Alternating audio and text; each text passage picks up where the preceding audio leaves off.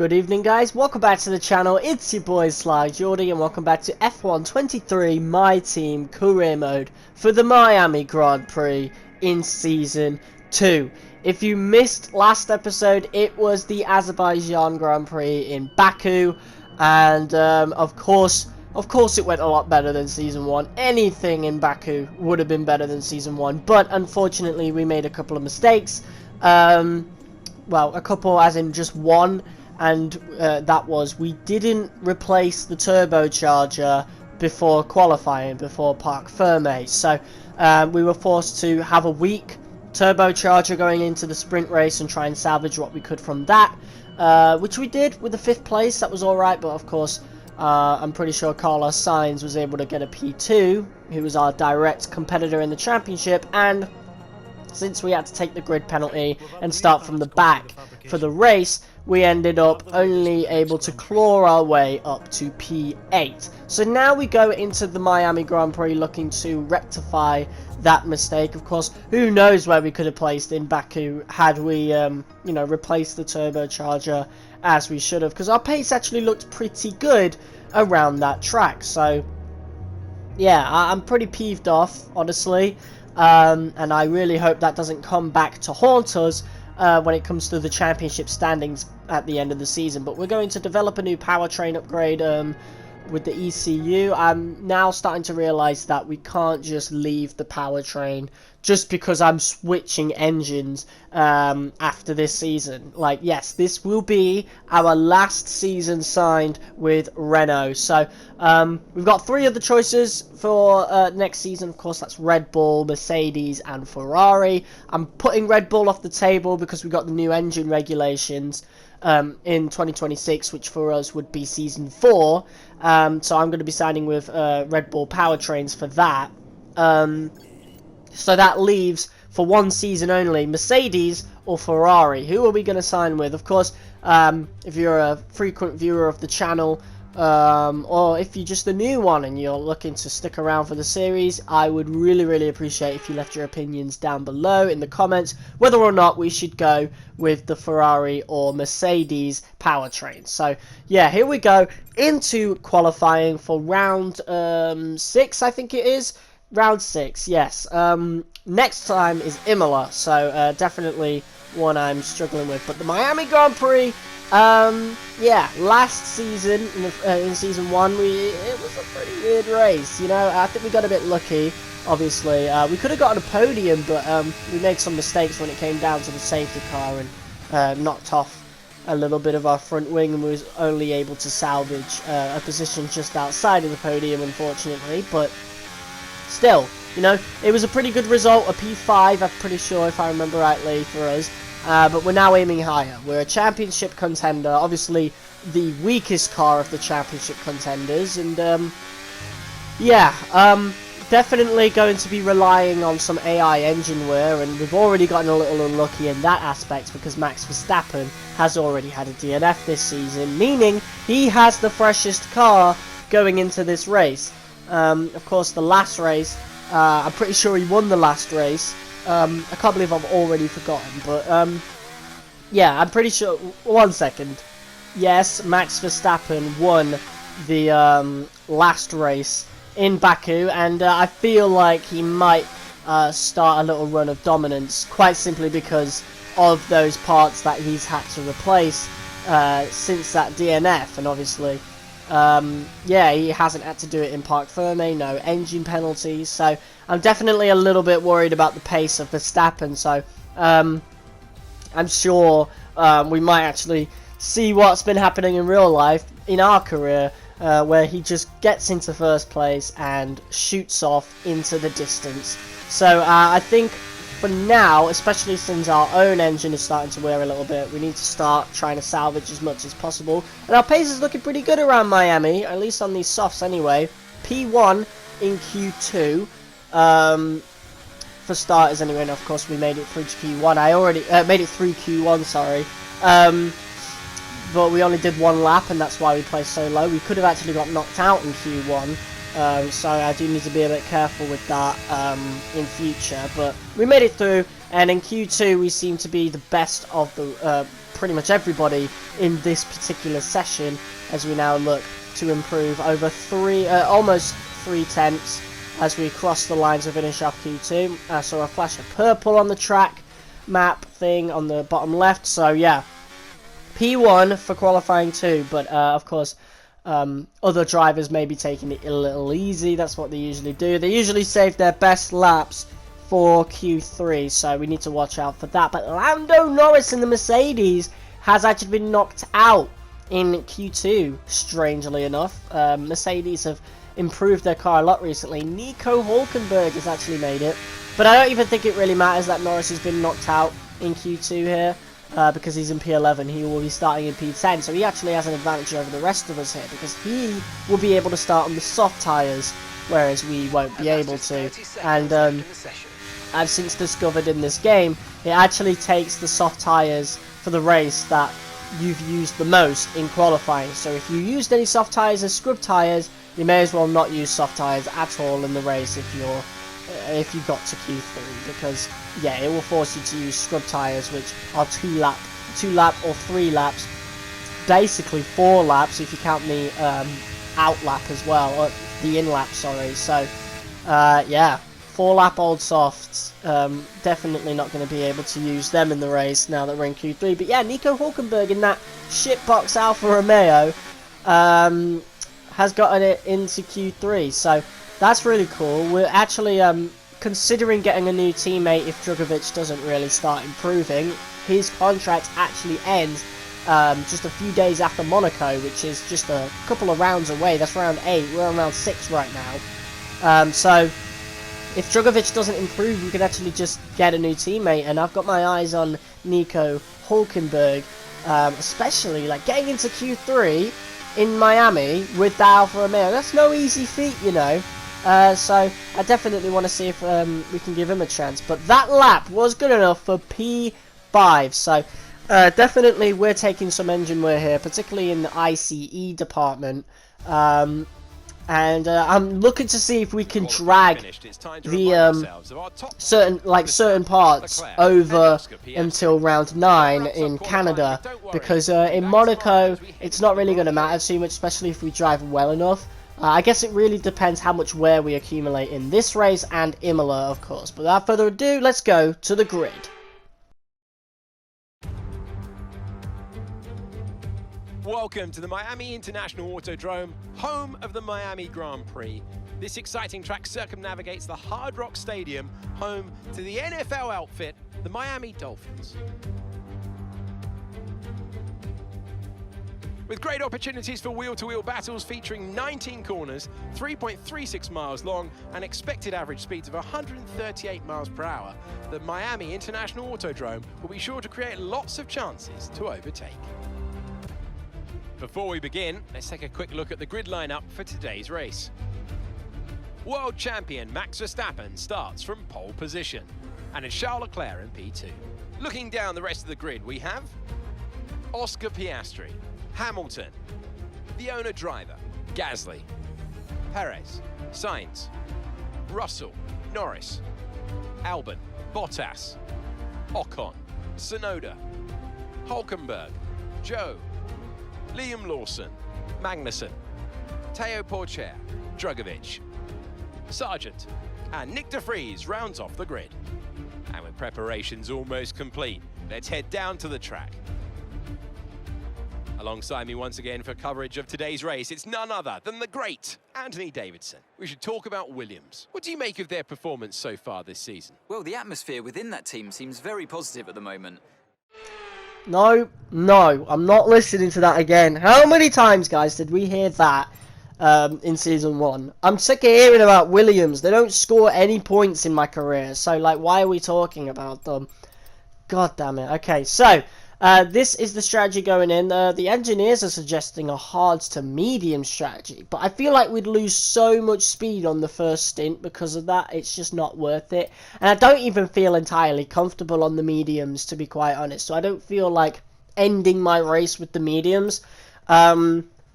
I always want to go mediums to hards. There's no way I want to do it the other way around. So, yeah, we're going to start on the mediums like I presume everybody else in the top 10 will be, apart from Lando Norris, of course. He will be moving up. It is kind of a shame that Hulkenberg is taking that penalty. He's got into Q3, but now he's moving down. But technically it makes sense. Like, if he was putting in new parts, well, he's put in one new part, which I assume it's probably maybe even the ICE, considering he got up to Q3.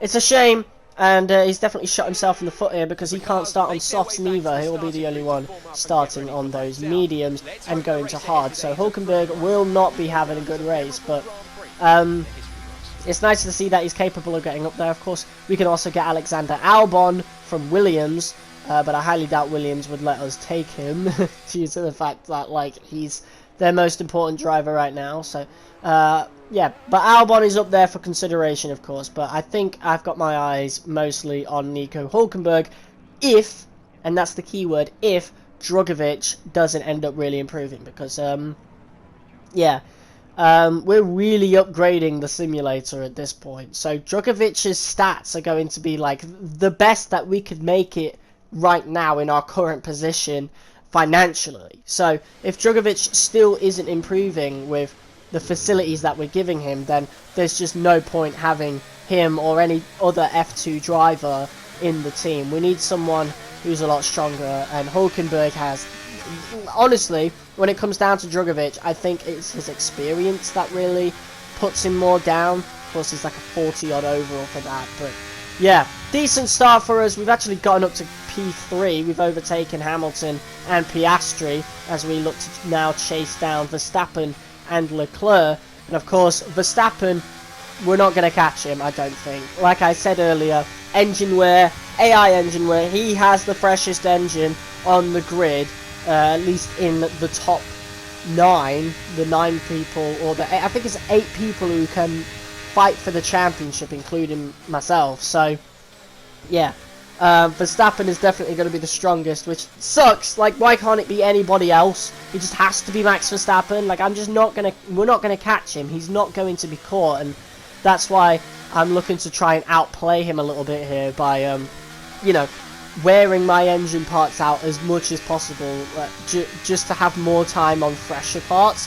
And I think if we have a good enough lap, if we can get these parts over to Monaco, we can have a pretty good lap in Monaco, and maybe if we're even luckier, we might even get like some rainy weather or something and be able to out-strategize the other teams as well, and be able to, you know, get a really good position, maybe even another win in Monaco, and then, yeah, have new parts ready for the next race. But yeah, after lap 1, we've actually able to get it to P2, and we've managed to keep that position by defending pretty hard against Leclerc up until lap 5. Verstappen, like I said, he is off into the distance, and we are continuing to fight with Leclerc. And it's at this point that Leclerc starting to get a little bit more aggressive there. Of course, we banged wheels a little bit there, but we're still ahead, going through into the Mickey Mouse chicane here. But down the main straight, down the back straight, sorry, Leclerc actually manages to overtake us, going down the inside.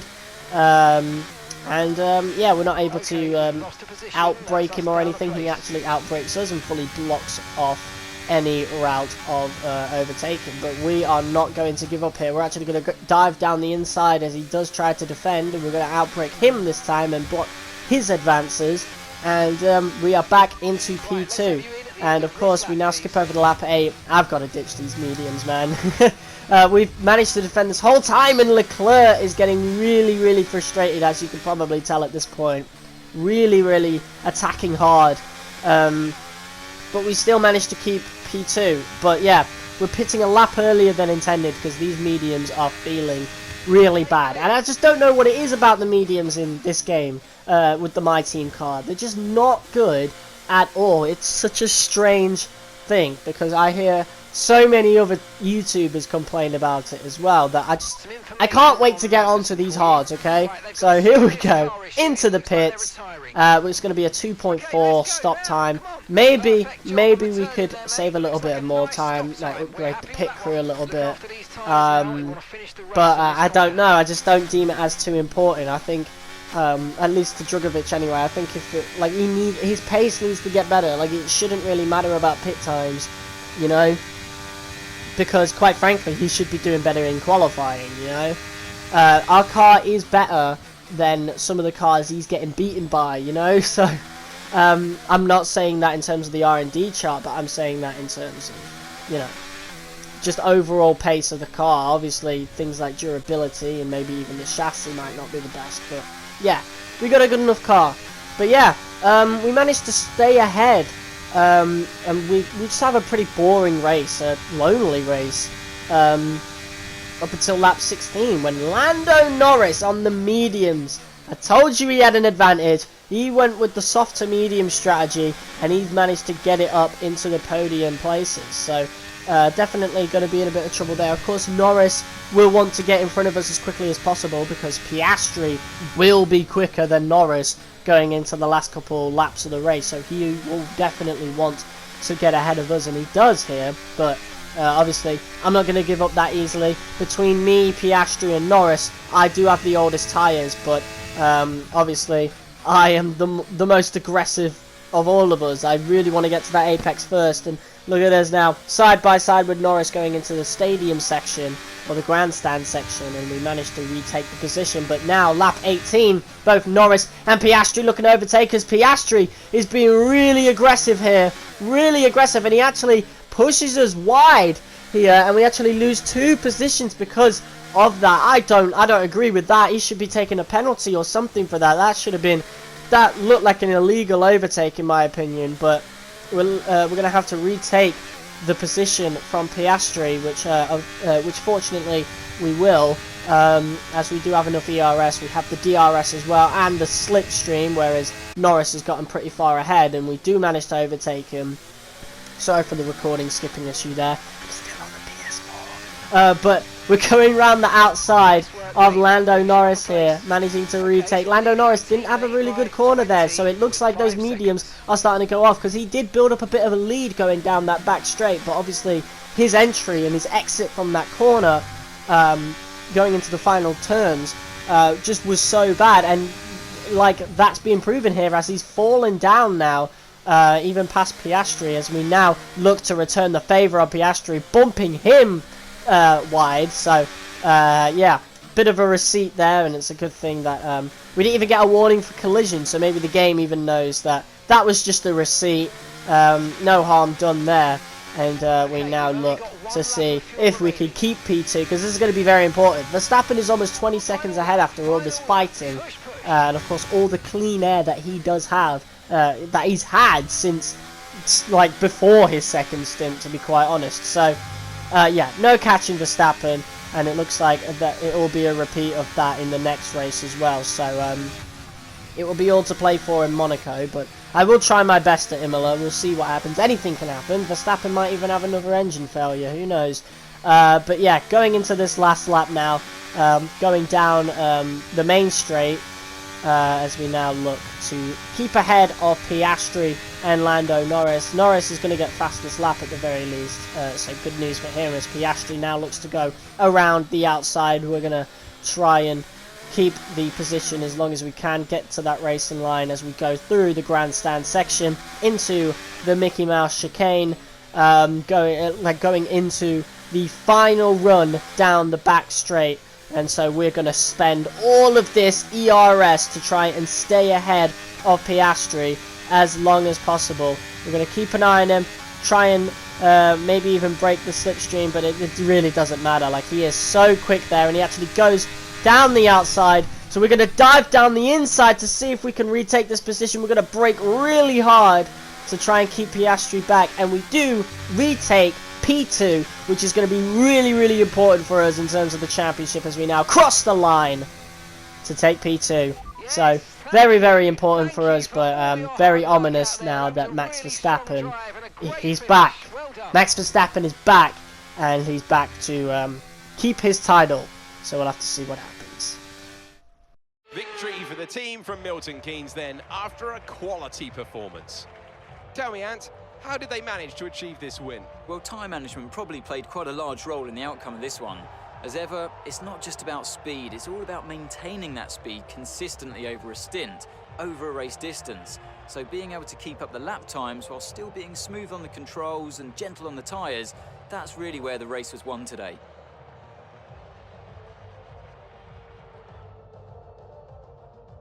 Here come today's winners. The team at Red Bull have done a phenomenal job recently. It's clear to see that they've put in the work, and they should be proud of the victory they've secured here.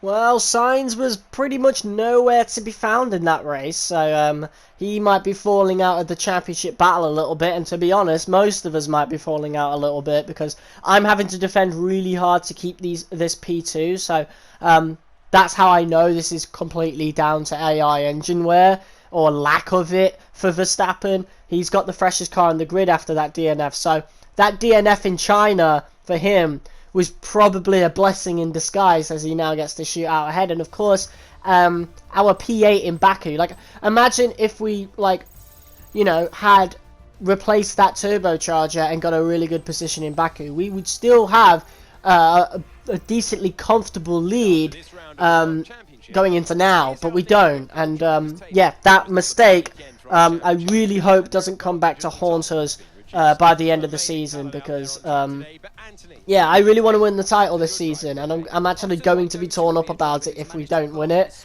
because I'm fighting really hard in these races, as you can see. So we'll have to see, but we're still ahead, but only by 6 points. So yeah, if Verstappen wins the next race, the best we can do is finish on equal points, and that's if we get the fastest lap, which is not going to happen. We're not the fastest car in the grid at all.